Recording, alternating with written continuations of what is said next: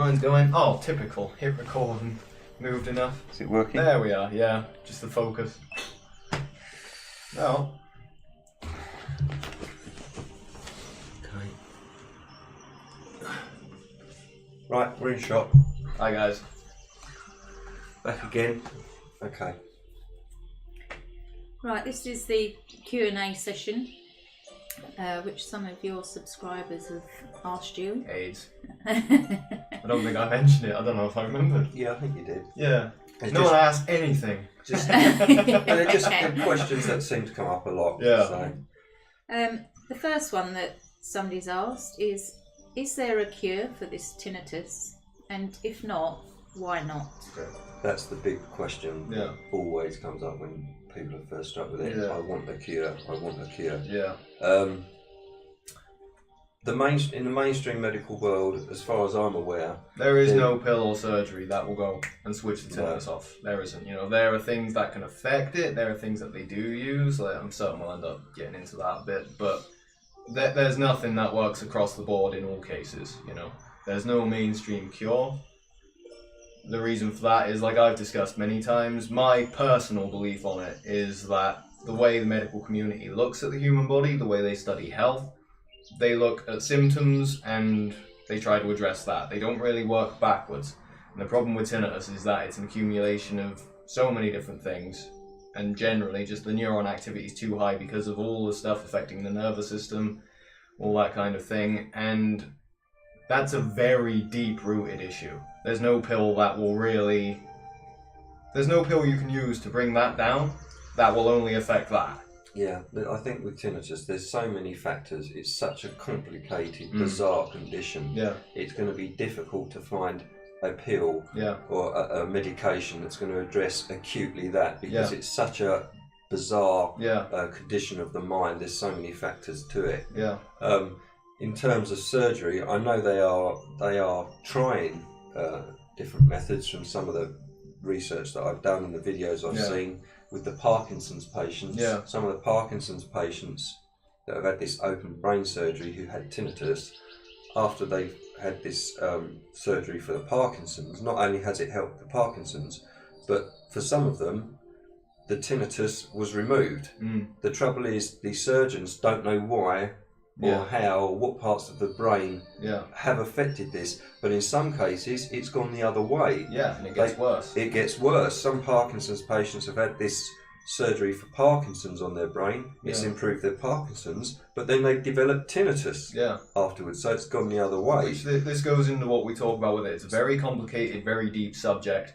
I don't think there's a doctor alive that, with the way they look at stuff, and again, this is purely my own personal opinions, but none of them have a big enough grasp of the whole picture of health, you know. To get someone that knows enough on that kind of stuff, they tend to specialize in a field. They look at one part. And this is why you get to the point where you get surgeries like that. Very powerful, you know, very strong types of treatment, you know, whatever way you want to call it. Invasive, isn't it? Yeah. And in some people, it will, as a byproduct, hit the right bit. And in others, it will make it worse. And that's why I really don't think looking to the medical community for much help in that way with this sort of thing, I don't think you're going to get much out of it in most cases.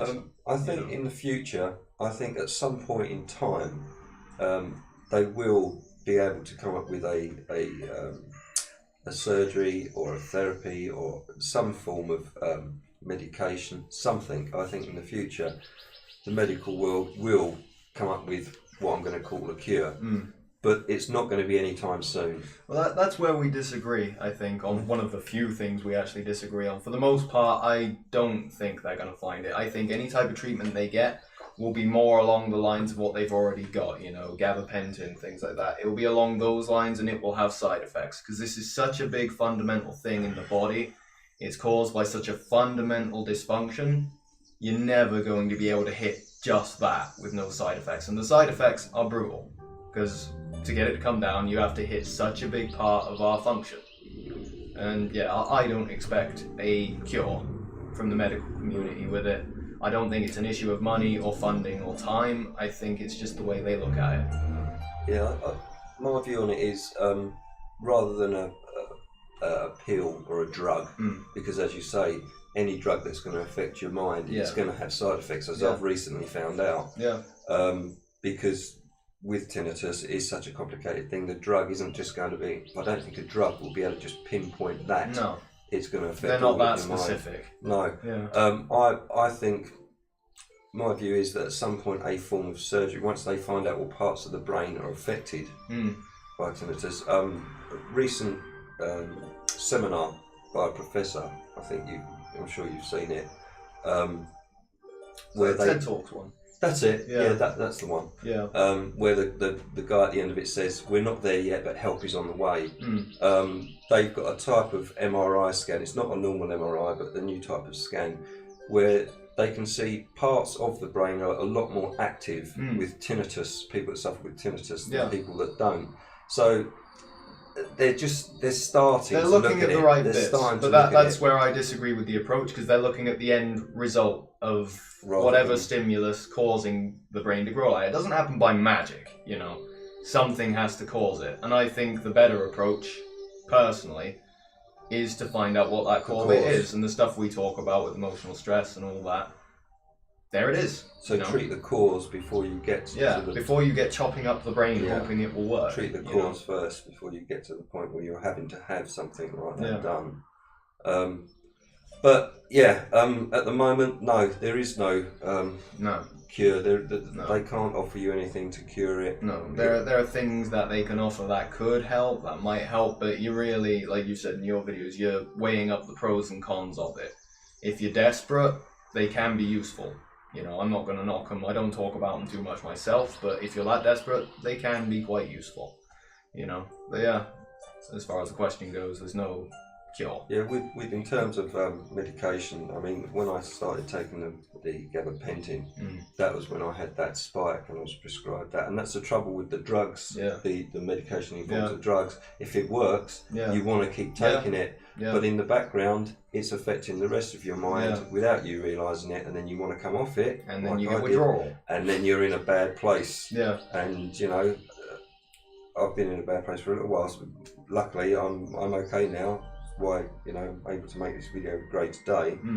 But my advice, and I've recently said to one of my subscribers, he was thinking that he's had a bad spike, try and ride it out naturally. I think we get at that question in a bit. Okay. Another question that's often asked is tinnitus caused by damage to the ear hair cells? And if you think it is, how can we get better? It's a factor. It's a factor. I don't think it's a causative thing, but then it depends how you look at it, because depending on your perspective, none of it is the lone cause. There are definite physical things. I believe that hair cell damage will lower the threshold for you to, it will reduce the stimulus you'll need to develop tinnitus. It's more dysfunctional in general. But there are other areas I haven't looked at properly yet, like the role of the limbic system. It's meant to compensate for that sort of thing. Stuff like that. Again, I haven't looked into it, but it's not a direct, clear-cut case of hair cell damage, boom, tinnitus, Otherwise, all deaf people would have it. Even people with the most minute, I've had people make that argument with me in certain bits. Just, if you have tinnitus, you have hair cell damage. Doesn't matter if they find it or not on a test. Even their most accurate full frequency range tests, if you have tinnitus, you've got, it's not true. It's not true. It's the medical community assuming based on the assumptions they've got. And I've asked a lot of people, please point me to the research that says specifically, here's the connection we're basing this assumption on. I haven't found it yet, and I'm starting to think that it's just this complete bare bones assumption that they're making, because it seems so obvious, because we hear it in the ear, there must be something wrong with the ear. If there was, the treatments they've got would work much more consistently than they do, and they don't.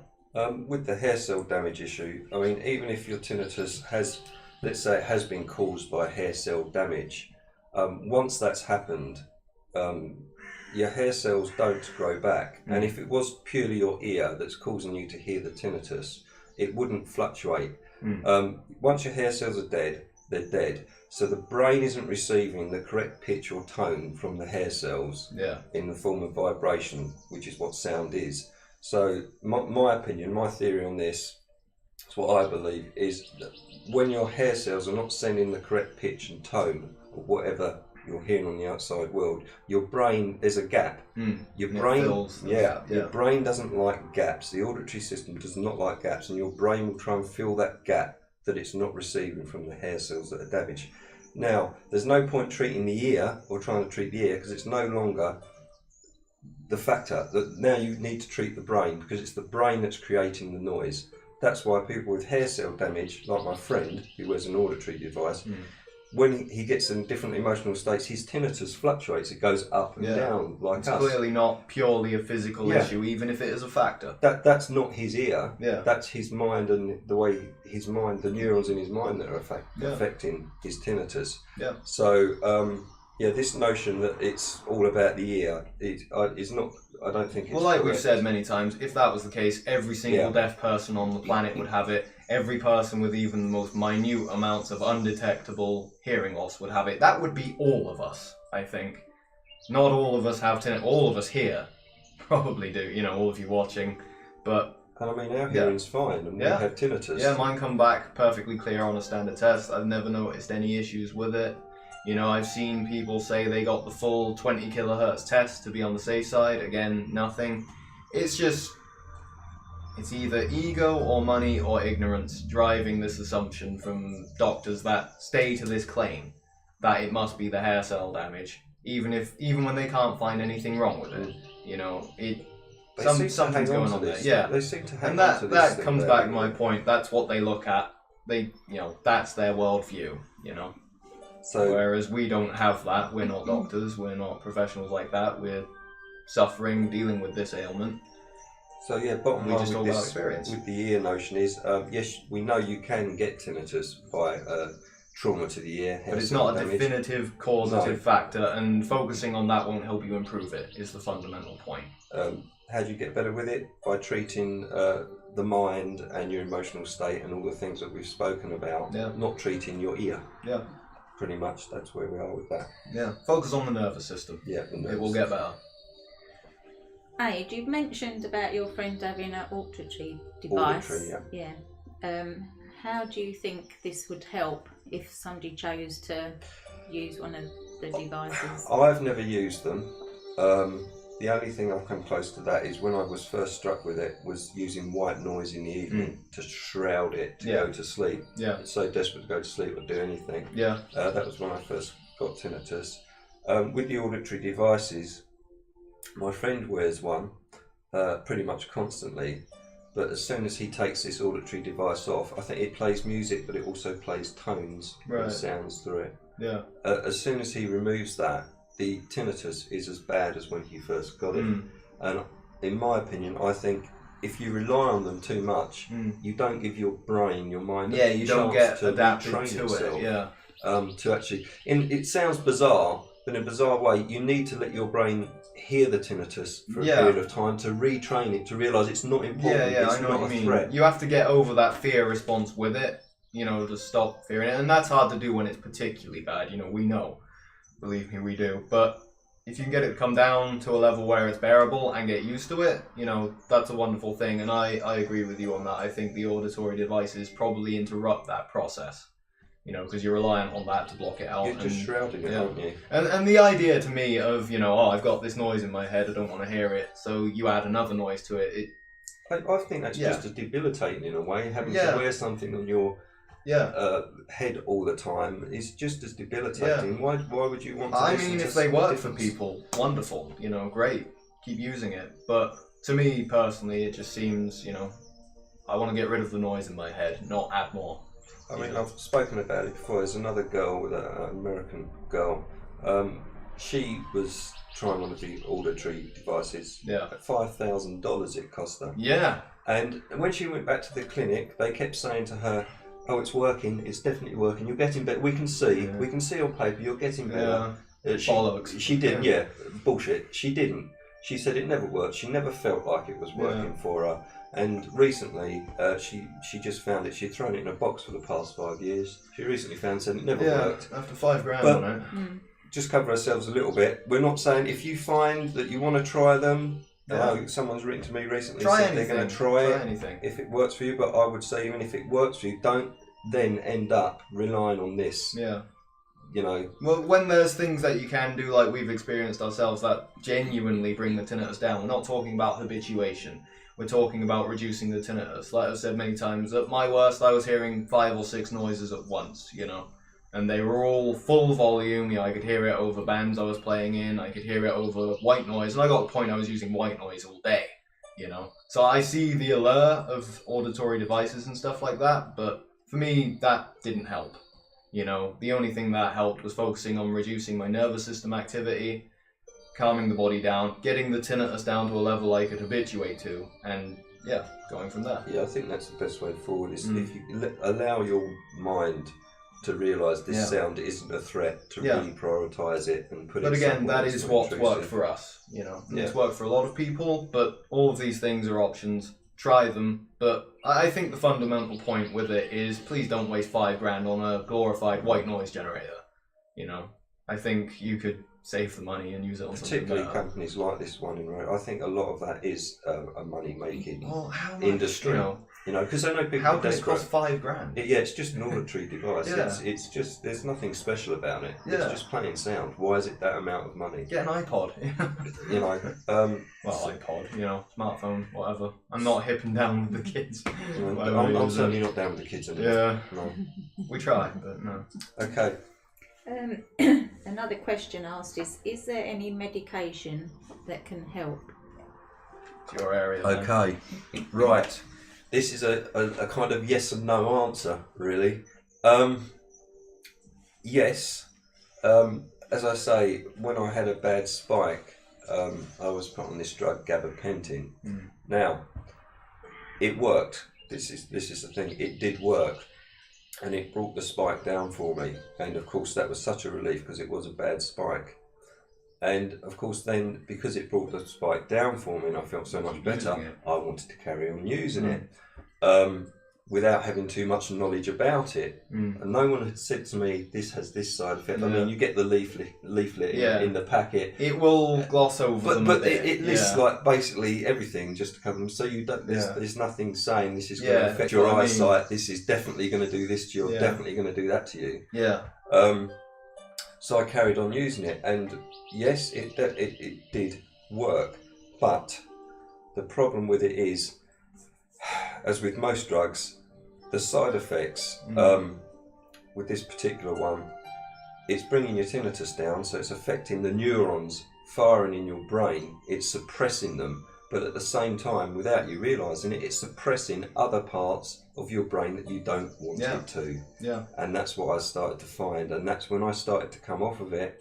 That's when I started to find myself in trouble. Yeah. Because my brain was coming back online. Yeah, so you get a big spike. Yeah, and all of a sudden, the neurons are firing again, my brain's receiving the signals that the gabapentin has suppressed, and the tinnitus went right up. Yeah, and that's the problem. The thing you want to do is get back on the drug, because you're that used to the suppressed and that's level. how you feel. Yeah. You feel, Christ, this is awful. I'm going to carry on taking it. Yeah. And I did go back to my doctor, and he told me it's fine, carry on taking it. Then I did, and I carried on taking it. Yeah. But then I thought, no, I'm going to look into this a bit more. Off my own bat, I'm going to look into this, and I found that people that have been taking it for years has severe side effects.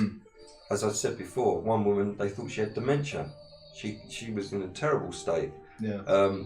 Another guy, he had, even in the video, it still affected him. He had slurred speech, but he's getting better. Yeah. At one point, he couldn't move his limbs because the gabapentin was suppressing the signals. It's the nervous through system. to his nervous That's how we system. function. Yeah. You know? I wouldn't mess with that. Personally, I wouldn't mess with that. And that's why I don't talk about drugs too much on my channel.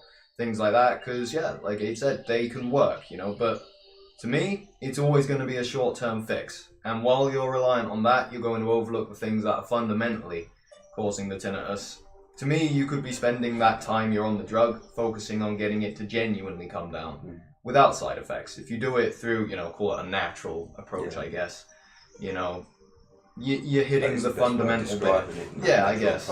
I don't quite like the connotations of it, though, you know what I mean? Like, natural living, that sort of stuff, because, I don't know. Anyway, that's a different subject. I'm getting sidetracked.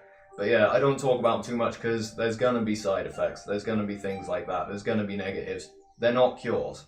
Even though it's not they work. You know, they can work like that. It's working, but it's the way it works that is the problem with it. Well, like, I remember when I first started my channel up, I got an email from someone. You know, they were asking, the thing their GP had recommended was to go see a specialist to try a bunch of rounds of anticonvulsant medication, which is basically what gabapentin is. Yeah. And so, you know, I'm not a doctor. I can't give medical advice. I can only give my personal opinions and, you know, thoughts on it. So the first thing I did was Google it, you know, and look it up. How does this work? Well, it suppresses neuron activity, you know, or whatever the specific anticonvulsant does. They work through that medium and just, well, that's going to hit a lot of things. My first thoughts were, well, that's going to hit the brain, that's going to hit all the vital organs, that's going to affect everything. I looked it up, and sure enough, yeah, there can be some severe side effects with it.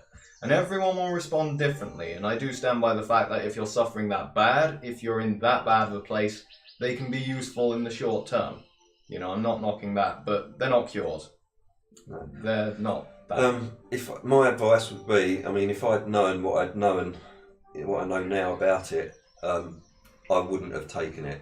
I would have just tried to ride the spike out as bad as it was, because I should have thought to myself, I know it will come down eventually, just using the natural methods that we use. But I was so desperate that that's the problem. When you're suffering, if it can help, the temptation is to take it, and that's completely up to the individual, you guys, to decide whether that's right or wrong. But absolutely. But yeah, my advice is to try and just ride the spike out, because once you get on a drug like gabapentin, you could become reliant on it, and then when you try and come off of it, you're in a world of trouble. Yeah, you're going to have a rough time with the tinnitus spiking. Yeah. So, okay. What natural methods do you feel work that would help to reduce the tinnitus? Okay. For me, what I've found works best for me is a lot of body-based therapies. The craniosacral therapy that I have, that's always lovely. I love having cranio sessions.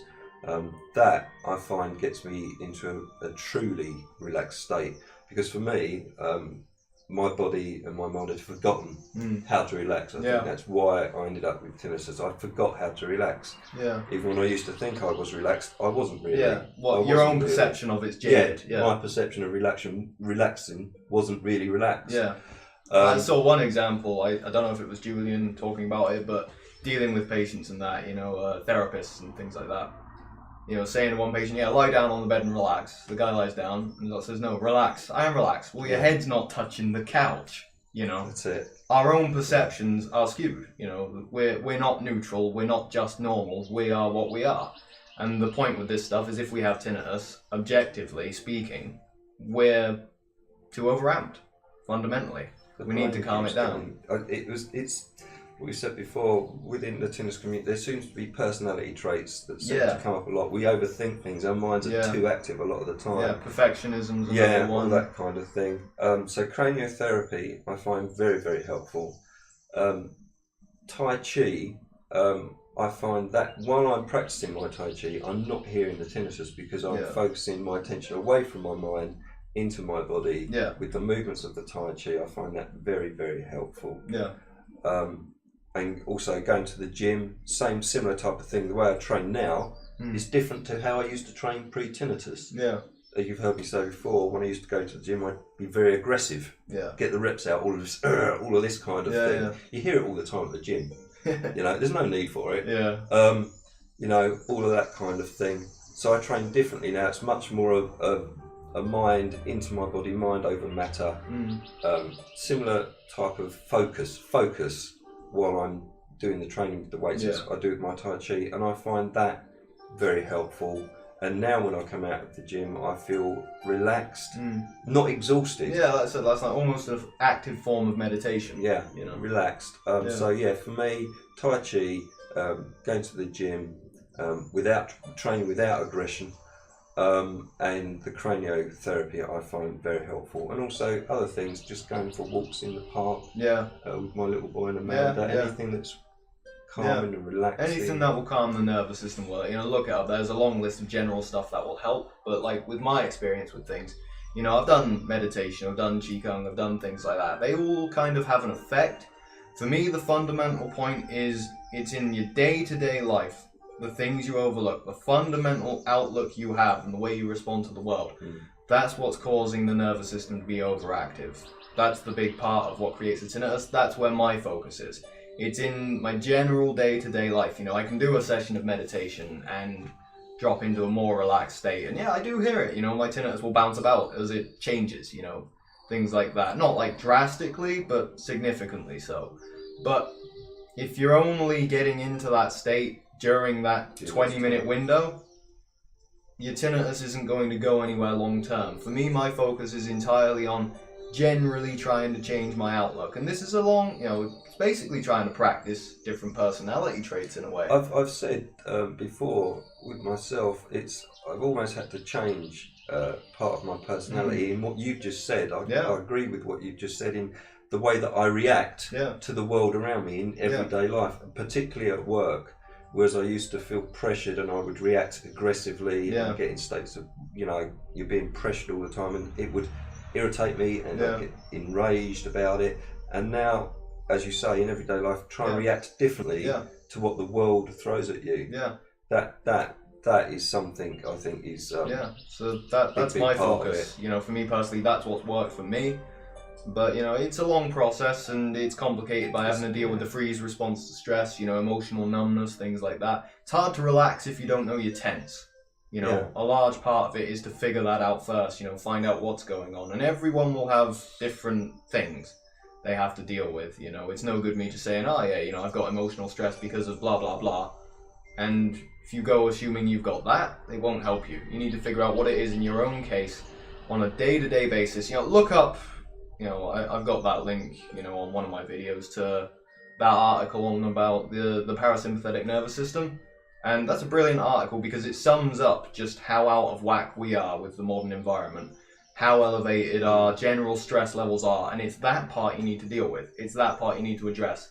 Whatever way you go about doing it, you know, Tai Chi, all that stuff, they're great. You know, they can work really well, and it adds up. But the idea for me is take from that state, learn from that what that relaxation feels like, carry it with you throughout the day. You know, stay in that state more and more. Practice being like that, practice being that person, and over time you'll gradually start to uncouple all the neurons that are used to firing together. You'll get rid of the habits that lead to the physical changes in the body that create the tinnitus. And that's about it. It's not easy because when you've been used to living and being a certain way for so many years, it's not easy to just change the way that you react to the world around you. It sounds ridiculous as well, you know. With just, I need to get rid of my ringing. How do I do that? Oh, relax, you know. Yeah, it's not. It's hard. You can't just say, right, relax, and you're relax. You have to work at it, and like I say, almost revisit your personality and the way you react to things. That's a good way of summing it up. And I still fall in. Sometimes I still, let myself down a bit, and I will react. Because it's still within me. That's perfectly natural, but it's a long process. But it's getting less, and I'm learning to remain calm and, like you say, the state of mind I get in while I'm in Tai Chi or Cranio, trying to put that into my everyday life. Stay in it. But it's an ongoing process, and you know, these habits that lead to developing tinnitus, they built up over a lifetime. You know, that's not going to come undone from one session of meditation or whatever, no matter how good it is. Or even, you know, craniosacral therapy, as good as that is, it seems to be the best manual thing for affecting these factors that cause a tinnitus. So, you know, recommend that. I haven't had it yet. I'm planning on trying it at some point because I think it's a experience I could do. I find it very, very helpful. It's for me. That's what taught me again how to relax again. That's what you taught learn me again what it feels how to relax. You can, it was kind of like I rediscovered how to relax. Yeah, so you know what you're looking for. Without knowing what you're shooting for, it's like trying to, you know, hit a target in the dark with a blindfold on. You know, so that's why I think these things are useful, like meditation, Tai Chi, all the usual list we give. You know, tapping, I've added to that list now. They're all useful because they'll help guide you in the right direction. You know. So try them, you know, try those things. I can't even remember what the question was now. It's natural methods. Yeah, we are still on topic, that's a relief. So try those things, take from them, and start practicing staying more in that state throughout the day. Just anything to reduce the sympathetic nervous system activity throughout your day, and it'll add up. You'll get better at it. Yeah, that's my advice on that. Okay. Yeah. Have either of you experienced any difference in your tinnitus through your daily diet? Do you feel that it has an effect on the tinnitus? Okay. I've always had a pretty healthy diet anyway. But like I say, pre-tinnitus, I had bad IBS, even though I had a healthy diet. And I believe this was my body letting me know that I was living in a state of stress and anger, anxiety, and my body was reflecting this in the IBS. Had I had a rubbish diet, it could well have been worse. Post tinnitus, I improved my diet further. I think it has a degree of a factor in it. If I had a terrible diet, it could affect me. I don't know. It's a factor. I don't know because I've always had a healthy diet, so I don't know. I think if I had a rubbish diet and I was eating junk all the time, it could well have an effect and make it worse. But I can't answer that really because I have a healthy diet. So I'd have to start eating rubbish to find out if it made it worse. And that's where my answer comes into the picture, because I've experimented with different, I look at obesity, things like that. That's where I come into looking at health in the first place. But I've found, for me personally, diet has almost no impact on my ringing. It's nowhere near a big enough thing if it is a factor for me to take note of. The one thing I do notice is alcohol. That tends to do it. I'm not sure if that's because of the type of alcohol I drink. I don't really drink much, to be fair. Maybe that's why it does. I'm not accustomed to it. But yeah, mind you, we chugged that JD back pretty quick last night. Yeah. You feel okay this morning? Yeah. Yeah. I was up about 6 hours too early, but yeah. But yeah, so diet, it's not a factor I'd focus on. Long term, it's going to have no impact. On about like IBS and that. I've seen studies where they, put people on a healthy diet, and it depends what you define healthy as, And it's a slippery slope as well, because with a lot of people, they'll get restricted with the diet. They'll experience some sort of short-term improvement, because it can, I think the fundamental issue with like digestive stuff is too much sympathetic nervous system activity. It will literally suppress your digestion. But a lot of people will experiment with diet. They'll restrict certain foods, the usual ones that will exacerbate the problem. And they'll get that bit of improvement. And I go, it must be the diet. It's all on the diet. And so when inevitably it stops to work so well, they'll get stricter. And they'll get that little bit of improvement again. But it's always a smaller amount each time until you get to the point where you're only drinking water. It can get pretty extreme with a lot of people. I'm not saying, it's not really what we're talking about. It's a different subject, really. But for me, I think the focus on diet is drastically overstated. There are way bigger factors going on. I've had periods where I've lived off of nothing but chocolate, things like that. And it never affected my tinnitus. Don't get where ideas. Yeah. Again, it's a different discussion.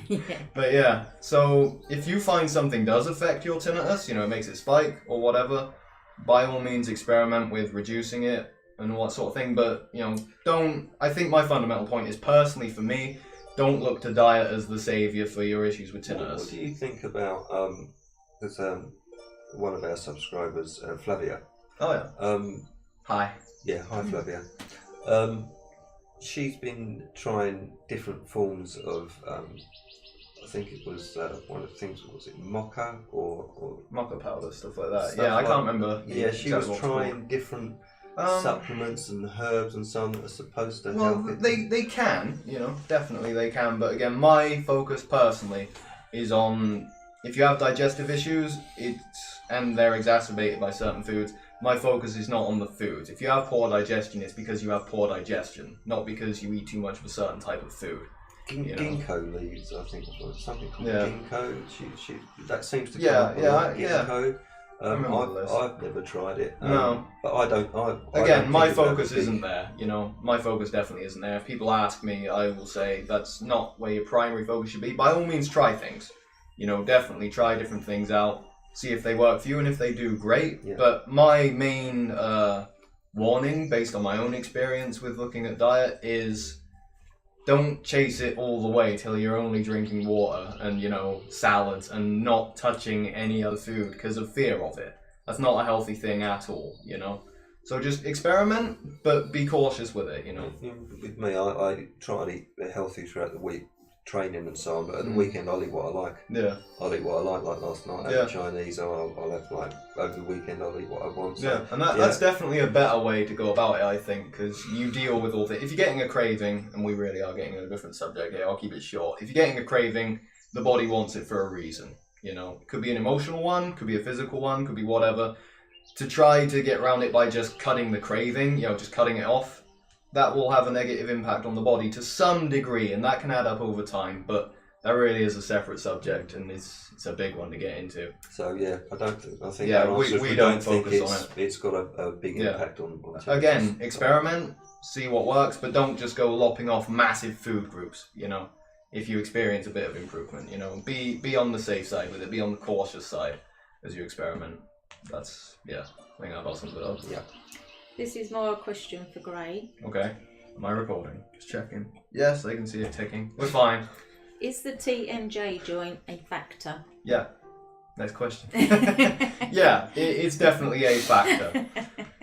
It's not your usual stuff. No, I'm practicing keeping it short. I know you want to keep your video short. So yes! You've done it. Yeah, I know. Cracked it at last. But no, that, again, it's a long topic, and it spirals into all kinds of other health issues, but the fundamental point is that my advice to people looking that think it could be an issue with them, check out the Orthotropics channel on YouTube, here on YouTube. You don't have to go very far, you know, go look at that.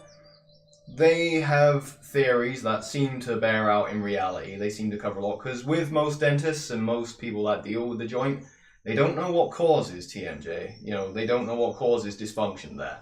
So if you're trying to treat something, you should bloody know what you're treating. You know, you should know why it's a problem, you should know why your treatment's going to work. They just have treatment. They don't have cure, they just have treatment, which is an issue. The orthotropic stuff is a very different field.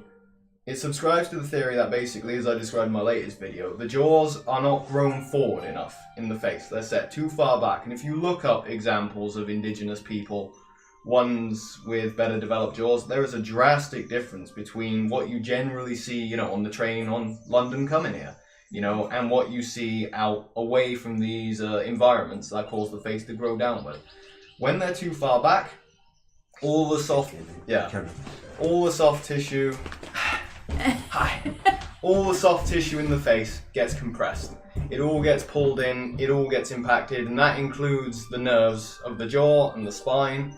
Obviously that's going to have quite a strong impact on things like tinnitus, you know, issues like that. And again, it affects everything in the human body, you know, it's a big subject, and I really will ramble too long, but it affects it. It's a definite factor. I do not believe for a second it's the cause of tinnitus, you know. I believe it lowers the threshold, you know, because if all the stuff's compressed, if it's all affected, it can get inflamed easier, you know, all those kinds of things. Generally, poorer jaw development, jaw joint issues, they will predispose you to tinnitus more.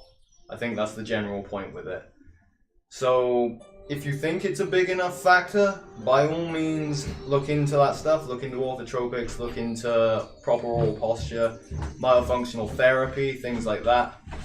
And, you know, see if it really is a big issue with you, but that is a big thing to fix. If tinnitus is your only issue and you're not having any major issues with the jaw joint, don't bother. The emotional stuff is the bigger factor to address there. I recommend looking at that. Don't worry about the jaw joint too much, even though it is a definite factor with tinnitus. My key point is it's not a causative factor, you know, although it could seem to be in many cases, and if it seems to be in yours, have it looked at. Right, next question asked, what can make tinnitus worse and why does it spike? I think the main thing that makes tinnitus worse, I would say, is stress. Yeah. Every day, the way we live, like we've been saying, modern lifestyle. Yeah. Stress. Even when you think you're not stressed about any one particular thing. Yeah.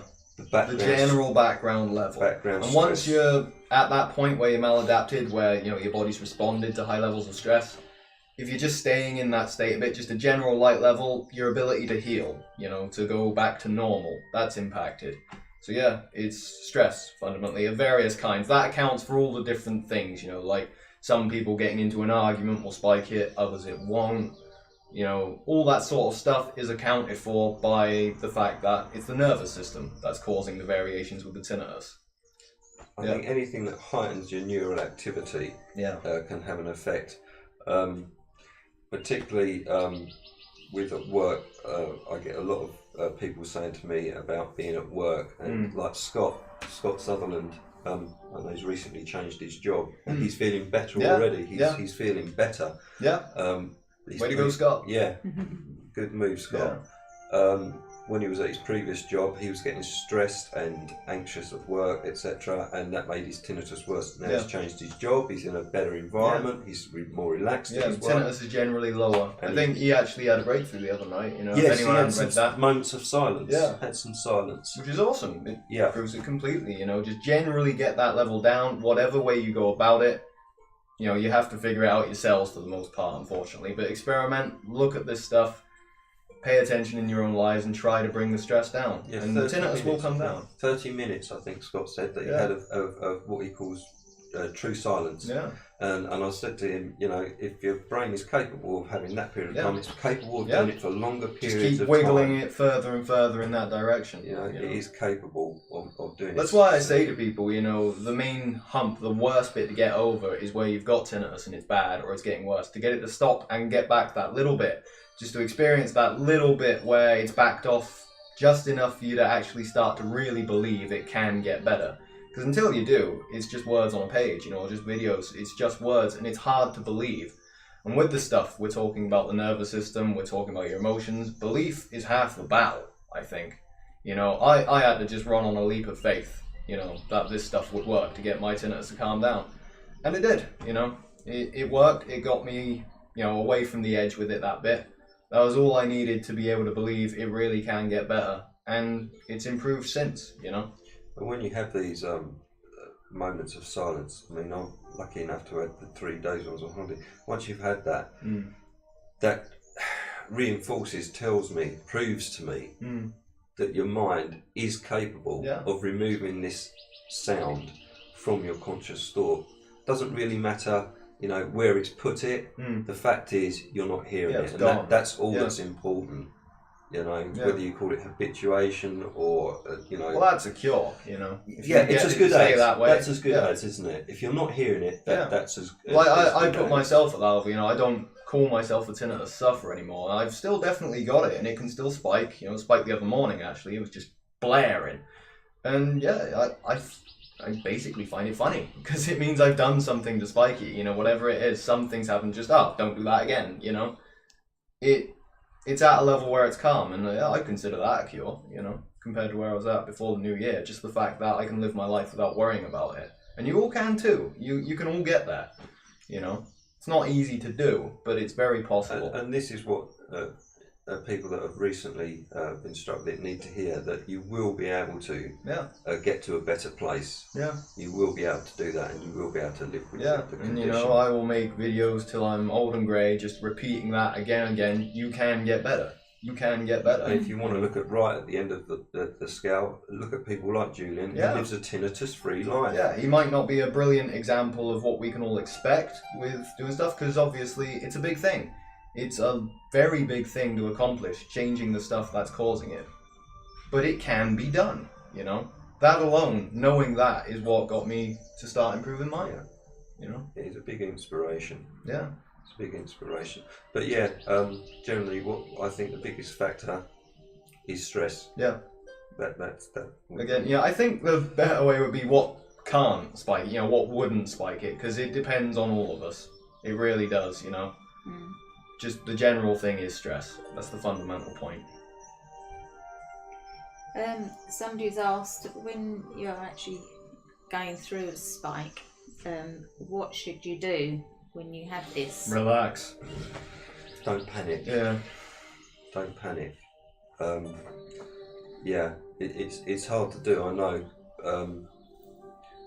I mean, I've had my tinnitus. It's still less than a year at the moment. I got mine in last October. He's a baby. Yeah, yeah, still fresh. Yeah. And when you get a spike, it is like, oh my god. Yeah. You know, but the best advice I would give is don't panic. I've had a couple of spikes now. They do always come down. Yeah. So no degree that you get tinnitus to, or nothing that caused it, means it's permanent.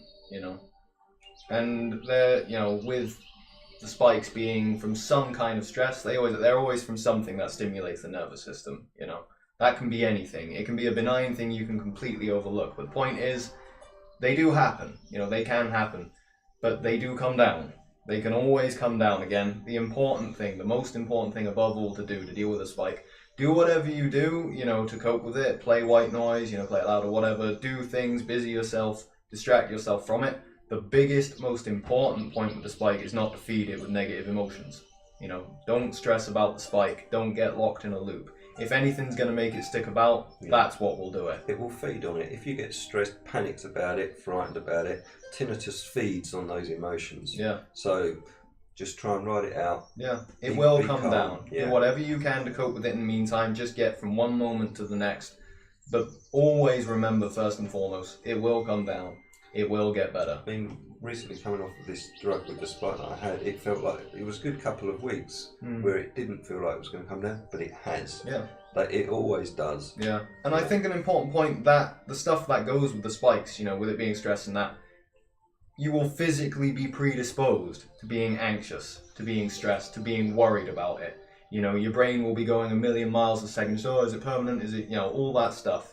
You know, I felt it the other morning when I had my spike, and it's the only actual spike I've had in about 3 months, but the physical stuff was there. And it was a really strange experience, because consciously, mentally, I know this is just a state I'm in. It will come down, it will pass. Just, you know, go back to bed, go do something, whatever. And yeah, it passed completely. All of that physical, emotional stuff, that's not rational thought going on. That's a stress response. Don't worry about that stuff. You know, just because you're feeling those things, you're worrying that it's going to be permanent, doesn't mean it's objectively got any weight. You don't have to worry about those spikes becoming permanent. They can come down. They always can. So always remember that fact. You know, just always keep that in your mind. It's going to be all right. Yeah. You're going to be okay. Just write it out. With doing the Tai Chi and yoga and advising people on this to help reduce, you know, to calm you down, why does that help? I think with Tai Chi and with something like yoga, I think it's because you're taking the focus away from your thoughts. You're instead of having all your thoughts whirring around in your head, whatever they may be about life. You're escaping. You're allowing your mind to escape, if you want, from that for a while and into your body. That's how I feel about it. While I'm doing the Tai Chi, practicing my Tai Chi, my total focus isn't. I'm not thinking about anything about my life, or anything or anybody. It's into the focus of my body and what my body's doing. And it allows my mind to escape itself. For a while. You can get away with it. Any emotional distance you can get from the ringing will help. You know, that's the most important thing. I did a similar thing when I first started trying to deal with my spike. I used Julian's body awareness exercises. Remember those? You know, all the patting, tapping, rubbing stuff. Because it gets you out of your head to any degree. It doesn't have to be an obvious, massive effect. You know, just any amount, any wiggle room you can get to distance yourself from the tinnitus. And I did that. You know, I do a 15-minute session when I woke up. Then I'd go about my day. I'd do a little bit as I, you know, went about it, just trying to refresh that feeling. Stay out of the head. Don't be so hyper-cerebral about everything. You know, try to get out of the head. Try to relax more. And that's all it is. I feel it's a very similar thing with the Tai Chi and all of that. Just give your mind a rest. Give it a break for a while. And take it away from itself. So that's why I think things like that work. Body-based. Therapies like that. And Julian, I love it when he does his stuff, and the other one where he's moving around to music. That's brilliant. That's brilliant, especially because it's so silly. You know, it will physically help you disengage that part of the brain that's creating the tinnitus. You'll relax more. You know, do it. By all means, do it. The final question that people have asked is, how can we get better, and how long will it take? How can we get better? Well, I think all the methods that we've spoken about, they will help you, hopefully. You'll find your own path and the ways that work for you. Yeah, that's the thing. It's a unique thing in each case. You need to figure it out. Just use the stuff we talk about as a guideline.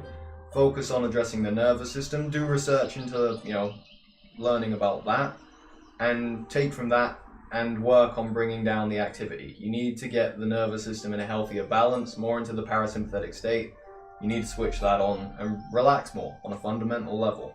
That's the cure. Yeah, I would say, generally putting it in a general way, yes, relaxing your nervous system, becoming more relaxed and calmer, and the way you react to the world, and lowering your neural activity, and just being more at peace and content with the world and how you react to it. And this is a you. fundamental thing. This isn't like think happy thoughts, The conscious stuff, not so important. It's about on the fundamental physical level, relaxing more. So that when you get into a situation that could cause a spike, or something for you, you need to stop responding to it in that way. It's not a case of think about it and stop responding. You need to get it to be... without thinking about it, the way you think about things. Yeah. I mean, I know for me, certain people would say things to me, particularly at work, and my reaction would always be angry, defensive, aggressive. And that didn't help me. That kind of response does not help me. So I've started to try and behave in a different way. You're making noise over there.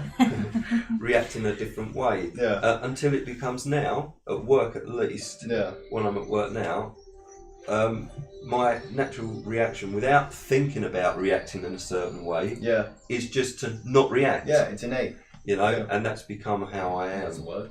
Yeah, that's become, that'll do. That's a good word, I like that word. Yeah, call it when. Without thinking about how I'm going to react is how I react, and it's in a much better and more helpful way than getting angry. It's the fundamental thing, It's not about learning to think about relaxing, it's learning to genuinely do it. Just be. And on about the time frame, that's all on you guys, completely. It's unique in every case.